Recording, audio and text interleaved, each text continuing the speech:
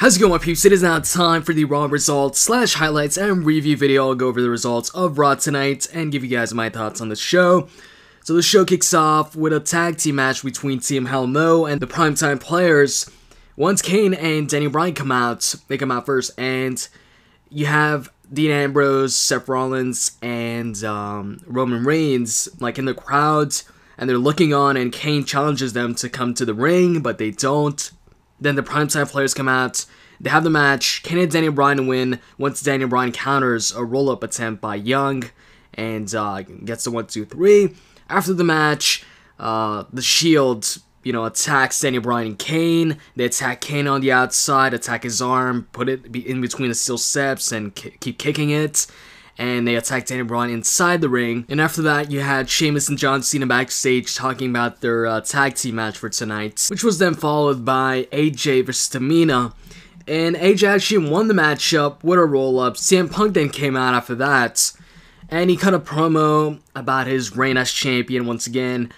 And he announced that, well, Paul Heyman actually announced that tomorrow, I believe, or actually the day after tomorrow, I'm not too sure, CM Punk will have surpassed John Cena's reign as WWE Champion, which means CM Punk is the longest reigning WWE Champion in 25 years, in the last 25 years.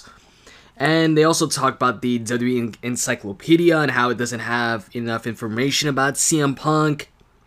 And also, CM Punk decides to point out once again that he has nothing to do with Brad Maddox or the Shield, which then brings out The Miz, who doubts CM Punk's claims and says he's inviting him to the Miz TV tonight so CM Punk can take a lie detector test and we can actually see if CM Punk is indeed involved with, the Shield and Brad Maddox or not, so we can get the truth. Initially, CM Punk is hesitant, but eventually says okay, and he's gonna do it. And then we get The Big Show and Dolph Ziggler teaming up to face John Cena and Sheamus in a tag team match. It was a decent match.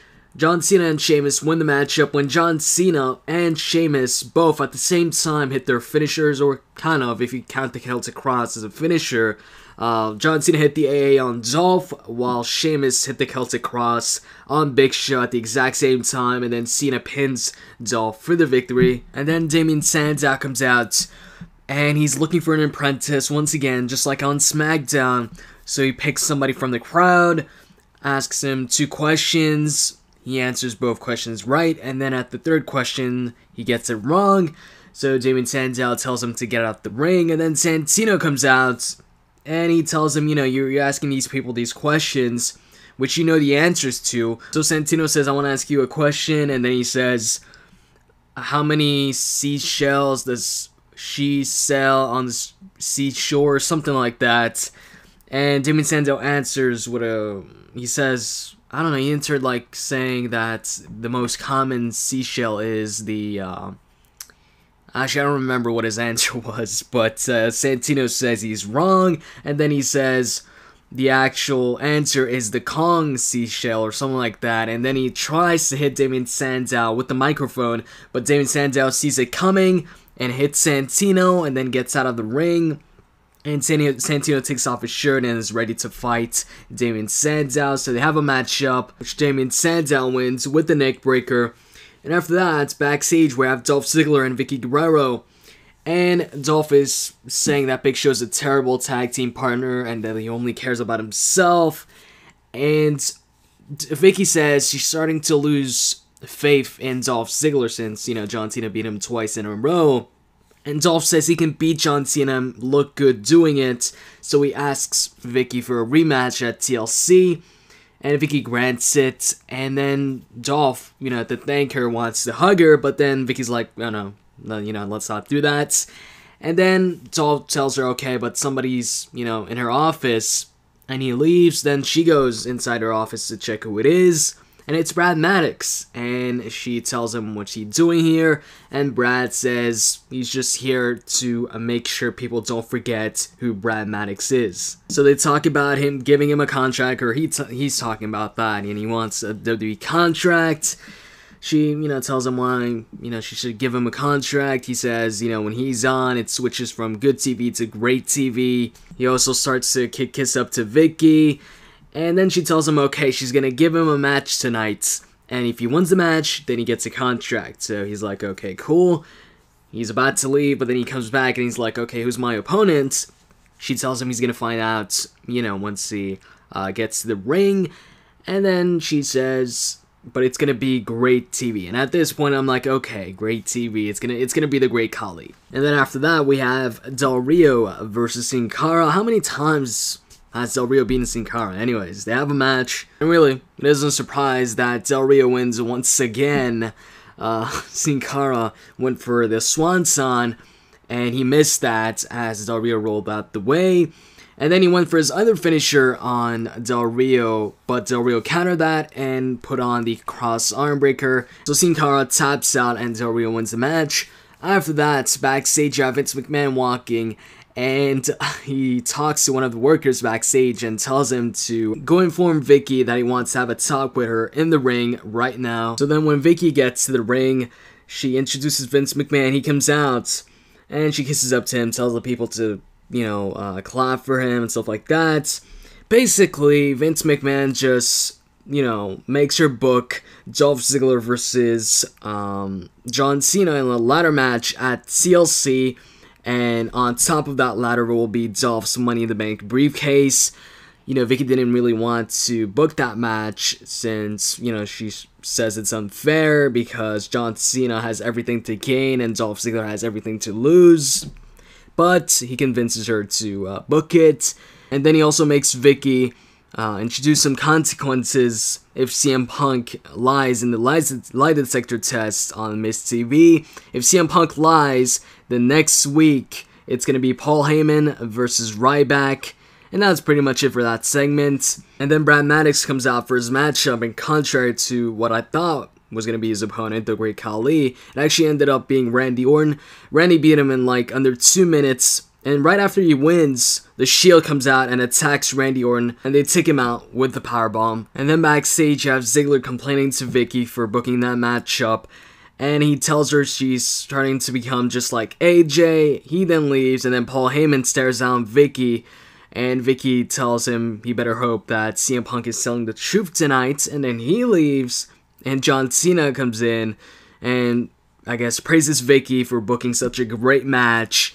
And he says once he catches in that briefcase, he will become champion. They talk a bit about the AJ situation, blah, blah, blah. And then in the ring, we have Antonio Cesaro, Kofi Kingston, R-Truth, and Wade Barrett.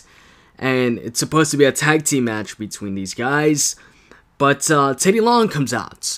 And he says, this was supposed to be a tag team match. But, we're shaking things up here. And we're going to turn this into a Fatal 4-Way Championship match. And this is like, it's crazy, it's Teddy Long unbooking a tag team match. Teddy Long usually just comes out to book tag team matches, but this time, he turned the tag team match into something else. He turned the tag team match into a Fatal 4-Way match. Is this real life? I don't know. Anyways, he says, he's actually going to let the WWE Universe pick which championship is going to be on the line, if it's Kofi's IC Championship or Antonio Cesaro's US Championship, and the fans end up picking the United States Championship to be defended in that championship match. It ends up being a great Fatal 4-Way match, really entertaining. In the end, Wade Barrett hits his finisher on R-Truth, and then Kofi Kingston hits Trouble in Paradise on Wade Barrett, followed by Antonio Cesaro, who picks Kofi Kingston up in the gut wrench position, but switches it up to his finisher, the neutralizer, hits it on Kofi Kingston for the 1-2-3, and Antonio Cesaro retains his United States Championship in a pretty entertaining match. Anyways, afterwards, we get the lie detector test on Miz Tv, so Miz is in the ring, introduces CM Punk comes out, they go back and forth for a short while, until the Miz starts asking the questions. In the beginning, he asks him, did Rey Mysterio shave your head bald at Over the Limit 2010, I believe. CM Punk said yes, and he also asked him about if he lost to Randy Orton the same year the Miz main event in WrestleMania. CM Punk was like, this is stupid, blah, blah, blah, but eventually he said yes. And he also asked CM Punk, are you afraid, or actually, he asked CM Punk, do you think you can beat Ryback one-on-one by yourself? CM Punk says yes, but the lie detector kind of says otherwise. So, you know, the lie detector guy says CM Punk might be lying here. And then when The Miz starts getting serious, he asks Punk if he works with Brad Maddox and The Shield to win his matchups at Hell in a Cell and Survivor Series. But before CM Punk can answer the question, The Shield comes out, they take out The Miz, they attack him, and then Daniel Bryan and Kane come out and they kind of make the save. But since The Miz is down, it's a 3-on-2 situation. Eventually Ryback comes out, and that evens out the odds, and then Kane, Daniel Bryan, and Ryback start beating up, The Shield. They each, they each fight one of the members of the Shield. Ryback fighting, I think, Seth Rollins, or maybe, actually, I think it was fighting Dean Ambrose in the crowd, threw him in the crowd, and chased him and beat him up there. And Kane was beating up Roman Reigns, and Daniel Bryan was beating up Seth Rollins, I believe. And then CM Punk in the ring, he stomps on The Miz a couple times, and then just kicks him out the ring. And he celebrates, and then once he stops celebrating and turns around, Ryback is back, and Ryback is back. Anyways, yeah, Ryback hits a shell shock on CM Punk, then gets out the ring, grabs a steel chair, and also grabs a ladder. He hits CM Punk with the ladder first, and then hits him with a steel chair, and then brings out a table, sets it up, and powerbombs CM Punk through the table to end the show. Anyways, so what did I think about the show tonight? I thought it was an okay Raw. I didn't really enjoy the show that much. I am not really happy about not really happy about John Cena versus Dolph Ziggler at TLC, sorry, in a ladder match with Dolph's Money in the Bank briefcase on the line. Not saying I don't like ladder matches, or I'm not looking forward, or it's not going to be a good match, but I just hope Ziggler doesn't lose that briefcase to John Cena at TLC. I don't know, we'll see about that, but also, yeah, the highlight of the night, or, match of the night for me would be that Fatal 4-Way match between Kofi Kingston, Wade Barrett, Truth, and Antonio Cesaro. That was a great match. All four guys in the matchup looked good. Kofi Kingston got, some good offense in, hit his signature move, did a couple spots. Antonio Cesaro hit his uppercut once as Kofi Kingston went for like a flying clothesline or something like that on the outside. And the finish was cool too, with Antonio Cesaro, grabbing Kofi Kingston like this gut wrench position and switching it up into the neutralizer position and hitting his finisher from there. So yeah, if I have to give ratings to Raw tonight, I would give it maybe a 6 on 10. Around that. So anyways, I hope you guys enjoyed this video. If you did, as always, you can click that like button. I'd really appreciate it. And leave a comment. Tell me what you thought about Raw. What do you guys think about Dolph Ziggler versus John Cena with his Money in the Bank briefcase on the line? So anyways, I'm out. See ya.